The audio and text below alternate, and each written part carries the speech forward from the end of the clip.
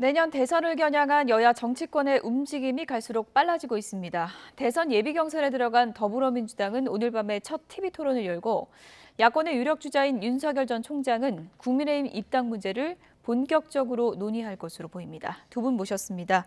김영주 전 민주당 의원 그리고 신성범 전 새누리당 의원 나오셨습니다. 두 분 어서 오세요. 안녕하세요. 네. 윤석열 전 총장이 장모 구속 때문에 악재를 만났다고 하는데 네. 굳이 표현을 하자면 이게 뭐 대형 태풍일까요? 아니면 뭐 소형 태풍일까요? 어떻게 보십니까? 사실 어떻게 보면 장승철 전 소장의 나비 효과가 이어진다고 봐야 되겠죠. 예. 그러다 보니까 사실은 이거는 법적인 문제는 아닙니다. 엑스파일 논쟁인 법적인 문제가 아니고 이제 국민들의 어떤 그 심리적인 문제, 도덕적인 문제, 또 우리나라는 전통적으로 후보자뿐만 아니라 대통령뿐만 아니라 대통령의 부인에 대한 나름대로의 어떤 높은 어떤 기준을 갖고 있거든요. 국모라는 상을 갖고 있기 때문에 이제 그런 부분에 있어서 여러 가지 어떤 도덕적 기준에 맞추느냐 하는 부분들이 남아 있고 오히려 그 현재 이루어지는 팩트 자체보다는 윤 총장이 그 팩트에 어떻게 대응하는가.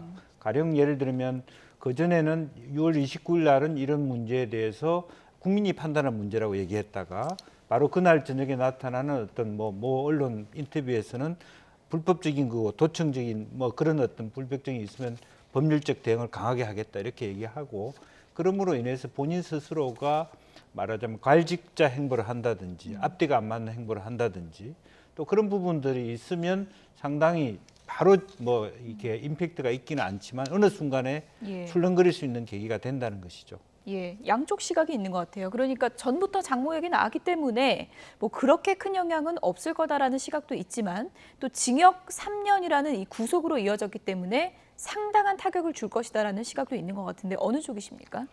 뭐 굳이 앵커에 여쭤보시니까 저는 뭐 중형 가운데 중자, 뭐 태풍 중형 가운데 태풍이라 상당한 타격은 있는 거예요. 저게 부인할 수 없는 게 아시는 대로 징역 3년의 법정 구속이라 하니 국민들은 일단 뭐 뉴스나 신문을 보시더라도 야 장모가 구속됐는데 무슨 일이지라는 생각을 할 테고 사실은 저게 냉정하게 따져보면 결국은 장모의 저런 행태에 장모가 6년 전에 경찰 수사 받을 때 왜 공범들은 처벌받았는데 왜 장모는 빠졌지? 근데 빠지는 과정에 혹시나 사위였던 윤 검사가 영향력을 행사하는 게 이게 본질이잖아요. 근데 제가 볼 때는 그 검사 윤석열이 개입했을 가능성은 제가 볼 때 거의 없어 보여요. 왜냐하면 수사가 저도 잘못 알고 있었는데 수사가 6년 전에 했던 게 경찰이에요. 파주 경찰서에 수사를 한 거예요. 근데 고소 고발 사건이니까 수사과나 조사과에서 했을 테고 당시 윤 총장의 장모가 빠져나간 이유는 책임 면제 각서 때문이에요. 그렇죠. 경찰 단계에서 볼 때는 책임 면제 각서, 다시 말하면 이 최모 씨가 병원 운영에 관계할 게 없기 때문에 모든 민형사상 책임에서 면제된다는 동업자끼리의 도장을 꽝꽝 찍은 그 면제 각서만 믿고 경찰이 참고인만 최은순 참고인 조사하고 검찰에도 최은순 씨 관련은 안 넘어간 거예요.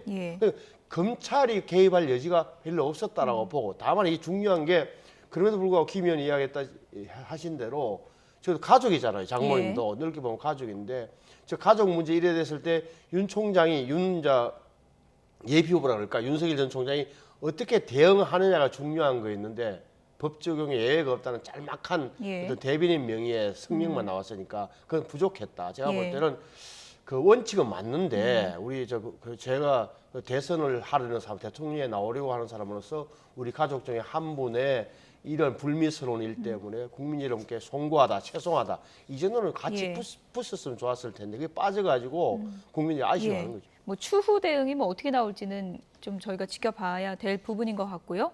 어쨌든 장모 최 씨에 대한 판결이 나오자 각 당의 대응은 좀 엇갈린 부분이 있습니다. 민주당에서는 총공세에 나섰고요. 반면에 국민의힘은 신중한 모습을 보였습니다. 발언 내용 들어보시죠. 자신의 부인과 또 장모와의 관계이기 때문에 사실상 경제 공동체 논리가 적용될 수도 있는데 그런 입장에서 더구나 대통령이 되시고자 한 분이기 때문에 윤석열 후보의 책임 있는 언급이 필요하다 이렇게 생각합니다. 사법부의 1심 판단이기 때문에요. 그건 당연히 존중해야 되겠고요. 대한민국은 어쨌든 연좌를 하지 않는 나라이기 때문에 그런 부분에 대한 것들은 국민들이 판단할 것이다 이렇게 봅니다. 해당 자격 요건에는 전혀 문제가 없다 이렇게 판단하고 있고요. 네, 민주당이 내건 키워드 중에 하나가 바로 경제공동체라는 그렇습니다. 개념입니다. 장모와 경제공동체 아니냐 이런 공격인데요. 어떻게 보십니까? 사실은 이제 경제 공동체라고 하는 부분도 일리가 있습니다. 그러나 이제 윤 총장 입장에서는 이것이 결혼 전의 문제다, 혹은 결혼 전후 그 인재 배수의 문제라고 얘기하고 있습니다만은 실제적으로 도덕적인 문제이기도 하거든요. 실제로. 그리고 실제로 그 경제 공동체를 이루는 구성에 있어서 아무리 윤 총장이 개입하지 않았다 하더라도 실제로 그것이 가지고 있는 맥락상의 어떤 보이지 않는 어떤 영향력을 줬을 때 그것도 문제가 될 수 있기 때문에 상당히 그거는 아픈 부분을 지적했다 그렇게 보여지고요. 또 실제적으로 보면 그 전에 예를 들면 윤 총장은 이거는 재산 형성 과정이나 모든 부분이 내 결혼 이전의 문제고 혹은 내가 잘 몰랐던 문제라 하더라도 실제로 왜 그와 같은 편취, 지금 마찬가지로 어떤 특가법상 사기 이런 어떤 혐의가 한두 개가 아닌 그런 분들을 법조인이 말하자면 장모로 맞이했는가에 대한 물음으로 갈 수밖에 없기 때문에 상당히 난항이 예상된다. 저는 그렇게 봅니다. 예, 이준석 대표는 우리나라에 연좌제는 없다라고 이제 지적을 했는데 어쨌든 윤석열 전 총장이 가장 중요시하고 내걸었던 단어가 공정과 정의이기 때문에 장모의 일에 대해서 좀 자유로울 수는 없다 이런 지적이 많은 것 같습니다. 그렇죠. 그러니까 우선 송영길 대표가 이야기하는 경제 공동체 논리는 조국 전 장관을 수사할 때 윤석열 당신이 폈던 논리 아니냐 이런 걸 지적하고 싶어 하는 건데 그래서 지금 장모가 75이잖아요. 75. 윤 총장이 60년생이니까 우리가 지금 61살인데 그 경제 공동체를 엮기에는 좀 문제가 있고 그럼에도 불구하고 앵커께서 말씀하신 대로 우리 국민들은 묻는 거죠. 그러니까 대선 후보로서 윤석열 씨 당신은 장모의 구속에 대해서 어떤 생각을 갖고 있냐를 묻고 싶어 하는 건데 아까 말씀드렸지만 윤석열 전 총장의 대응이 저는 조금 부족했다라고 분명히 인정을 하는 거고 그건 잘못됐다. 정치적 판단력이 이제 부족한 부분이 있다. 근데 본질적인 부분을 거듭 말씀드리지만 6년 전에 왜 이렇게 다른 공무원들은 처벌할 때 왜 윤석열 전 총장의 장모는 왜 빠져나갔냐는 부분을 거듭 강조를 할 수밖에 없는데 제가 보기에는 당시 윤석열 전 총장이 2015년도에는 대구고검 검사였어요. 이른바 물 먹고 좌천돼서 있을 때 그러니까 검찰 내부에서도 영향이 없을 때고 설사 영향을 행사할 수 있었더라도 경찰 단계에서 그놈의 책임 면제 각서 때문에 종결된 사안처럼 보이는 거예요. 그래서 고양지청에는 다른 조사 없이 고양지청에서는 경찰에서 올라온 대로 무혐의 처리를 해버린 거예요. 그게 제가 보는 사건의 요약체다. 물론 여기에 대해서 예를 들어서 그래도 윤 검사가 고양지청의 담당 검사에서 수사시 검사한테 전화해서 우리 장모니까 봐달라고 한 것 아니냐라고 물어보면 어쩔 수 없겠습니다만 증거 어디 있겠어요. 또 하나는 그 당시 수사했던 경찰관은 남아 있을 거 아니에요. 2015년도니까 6년밖에 안 됐잖아요. 당시 수사 경찰이 왜 그렇게 최모 씨를 이렇게 빼줬는지는 경찰한테 물어봐야 되는 거고 또 하나는 공범들이 이미 한 분은 지금 4년이니까 다들 나와 있단 말이에요. 지금은 다 출소했을 테니까 그분들한테 물어봐서 왜 저 양반만 빠지는지 당신들 혹시 아는 거 있느냐고 물어보면 해명될 사안이다 이 말이에요. 제 말은. 김명주 전 의원님, 저 이게 좀 궁금하더라고요. 어쨌든 장모에 대한 1심 선고가 날짜가 거의 예정돼 있었잖아요. 윤석열 전 총장이 출마 선언 날짜를 정하면서 분명히 이 부분을 고려를 했을 텐데 어떤 변수 때문에 바로 며칠 전으로 정했을까요?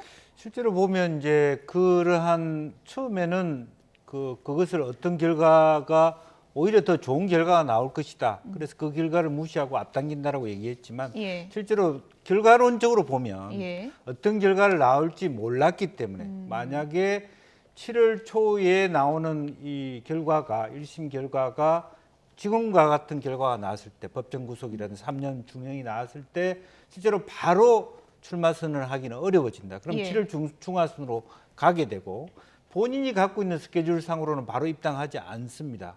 그렇기 때문에 역순으로 보면 굉장히 일이 조급하게 살라미 전술처럼 잘라갈 수밖에 없었기 때문에 조금 더 이 문제는 먼저 간다라고 하는 큰 틀에 있어서 정권 교체라고 하는 말을 먼저 던지면서까지 완벽한 준비가 안 된 상태에서 출발할 수밖에 없었지 않았냐 그런 생각이 들고요.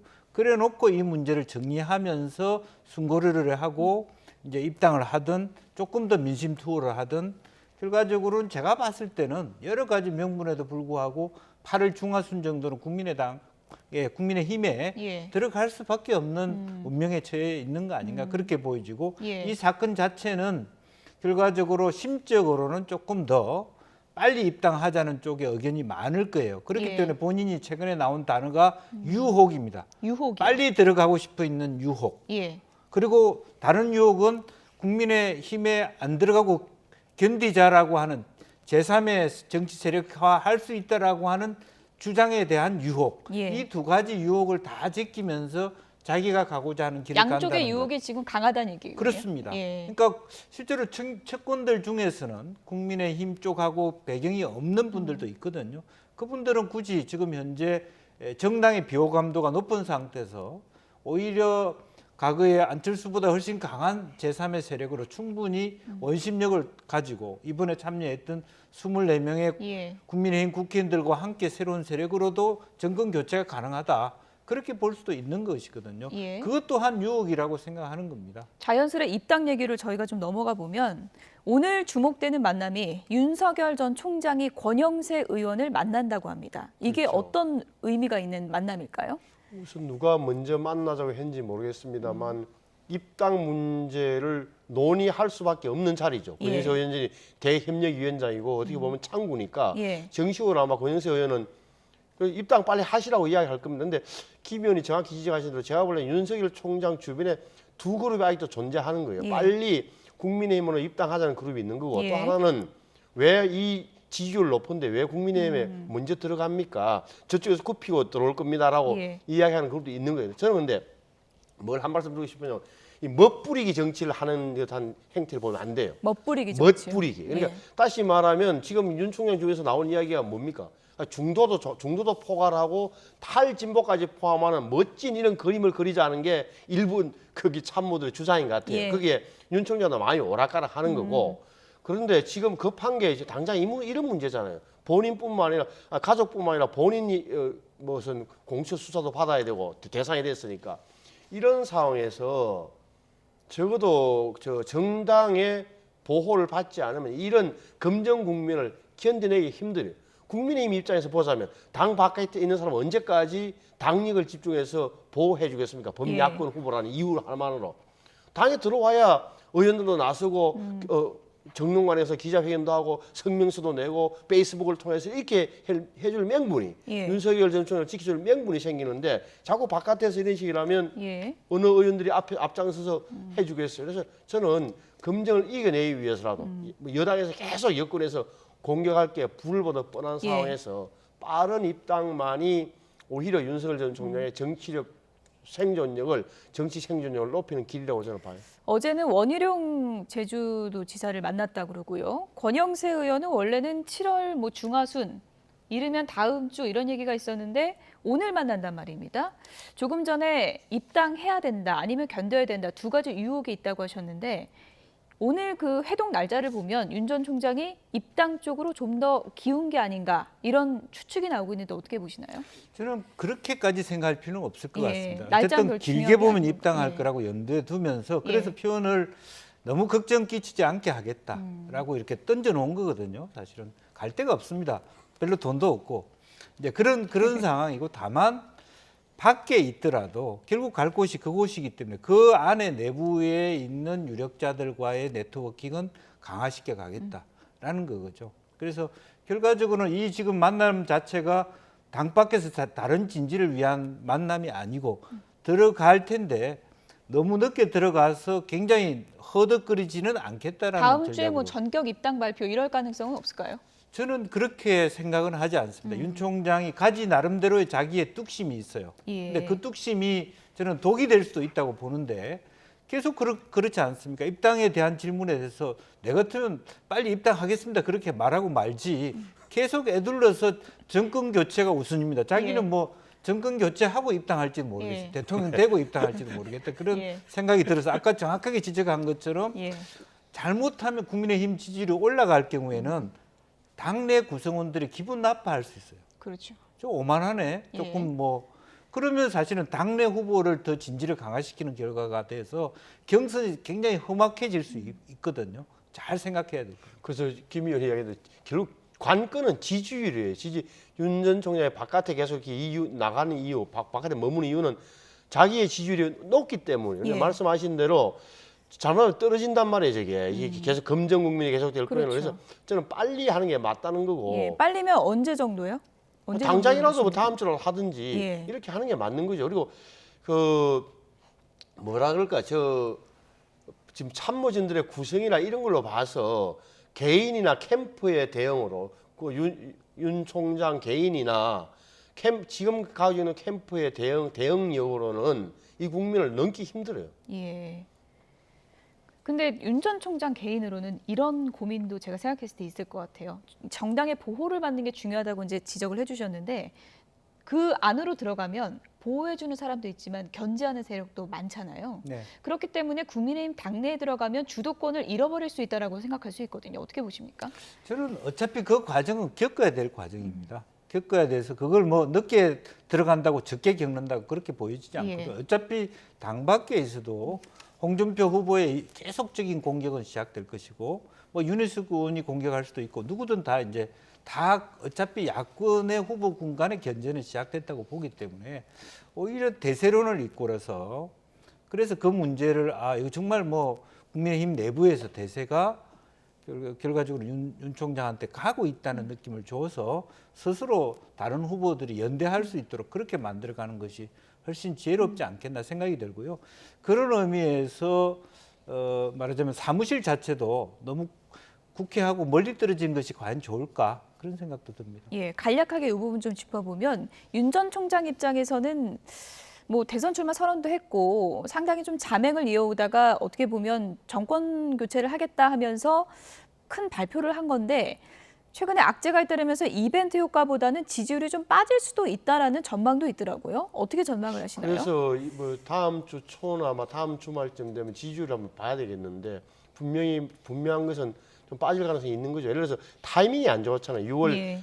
지난달 29일 날 출마 선언했고 그 다음 날인가 바로 또 부인께서 김건희 씨가 뭐 인터넷 매체와의 인터뷰를 해가지고 무슨 이상한 소리가 나오도록 만들었다든지 예. 어제 바로 이제 장모님 고소 이런 게 굉장히 타이밍적으로 안 좋고 흐름 자체가 뭔가 좀 이상한 거 아니냐는 국민들에게 불안감을 던지기 시작한 것은 안 좋은 대목이죠. 또 하나 아까도 김 의원이 이야기했는데 윤 총장이 주변에서 이런 생각을 할 거예요. 왜 다 국힘의 입당을 꺼려하는 이 중에 앵커께서 정확히 보신 건데 촉이 있으신데 다시 말해 들어가면 예.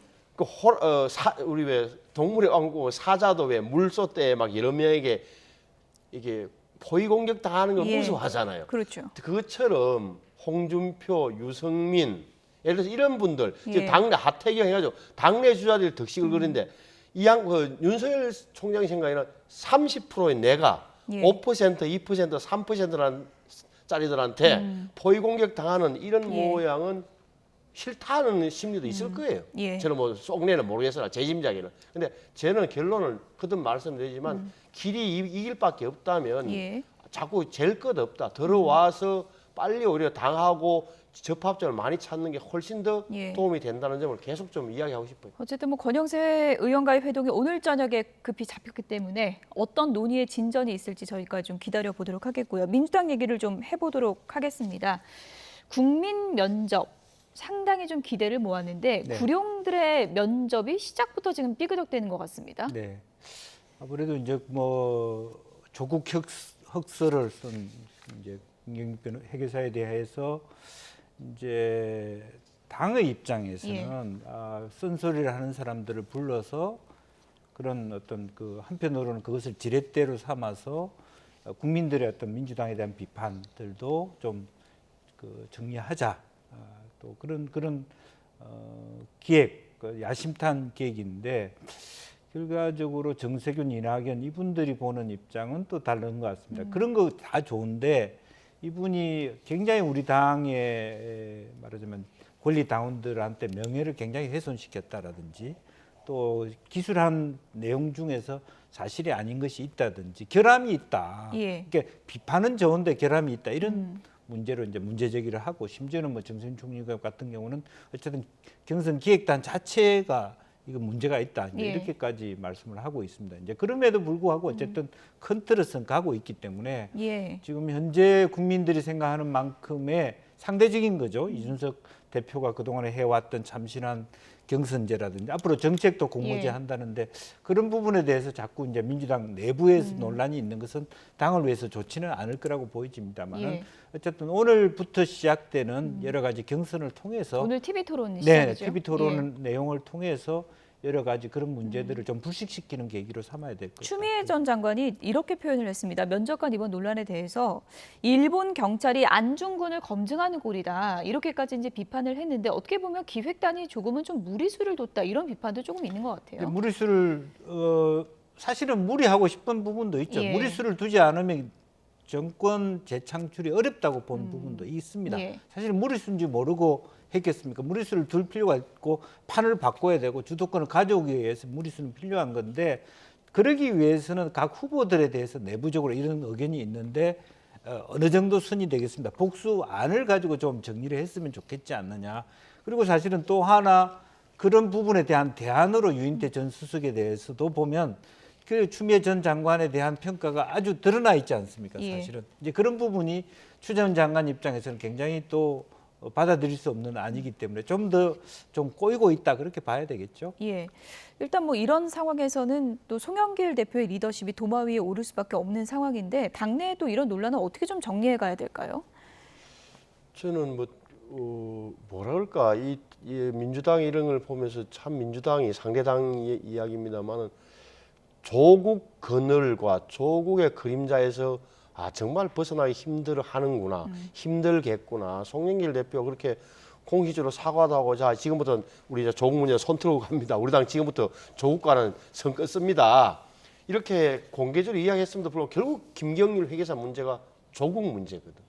그래서 저는 좀 안타깝게 생각하고 그래서 저렇게 차라리 불러다가 김경률 회계사가 나와서 사사건건 이야기를 하나하나씩 하다 보면 오히려 좀 더 차별 국민들 입장에서 좀 소리도 들어보고 그 말은 틀리네 아니면 이렇게 정세균, 이낙연 이런 추미애 후보의 말이 맞네 이런 점이 예. 있을 텐데 왜 저렇게 빨리 이렇게 그냥 탁탁 치는지 모르겠다는 느낌이 들었고요. 예. 송 대표라기보다는 대선 기획단이겠지 어쩌면 지도부에서 예. 빨리 좀 유인태 사무총장을 하든지 결정을 해야죠 예. 일단 오늘 TV 토론이 시작이 되고 일단 구룡들의 각축전이 벌어질 텐데 네.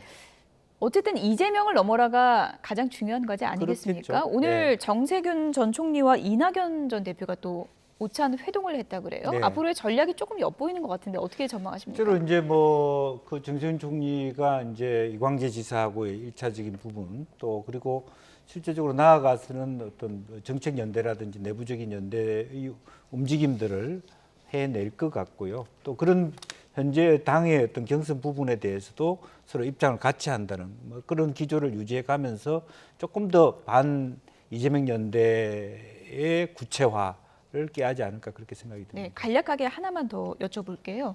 이재명 지사 같은 경우에는 원래는 사이다 이재명 이런 별칭이 붙지 않았습니까? 그런데 최근에 대권 도전 선언이나 이런 여러 현안들을 대하는 데 있어서 어떻게 보면 좀 부드러운 이재명으로 탈바꿈하고 있다 이런 평가가 많이 나오고 있던데 어떤 전략으로 보십니까? 저는 사이다 이재명이 되기 위해서 틀어야 될 부분이 있습니다. 형수 예. 문제라든지 과거법 여러 가지 문제가 있기 때문에 그 이참에 그것을 한번 털고 가서 일단은 국민 여러분에게 이게 반성할 건 반성하고 용서 빌 건 용서 빌고 예. 가는 전략이다. 왜? 윤석열 전 총장 문제하고 본인 같이 이렇게 연계되어 있다고 느낌이 들거든요. 예. 그렇기 때문에 윤 총장 역시 과정 관리를 잘 못하면 그게 또 이재명 지사한테도 똑같이 영향을 미치기 때문에 예. 그런 기조를 상당히 부드럽게 가져가지 않으면 상당히 어려운 난국에 처할 수 있기 때문에 예. 지금은 조금 더 업소할 수밖에 없는 형국이 되지 않았나 그렇게 예. 생각합니다. 어쨌든 민주당 구룡들의 전쟁에 이제 서막이 오늘 오르게 되는데요. 어떻게 펼쳐질지 지켜보도록 하겠습니다. 김영주 전 민주당 의원, 신성범 전 새누리당 의원 두 분이었습니다. 고맙습니다.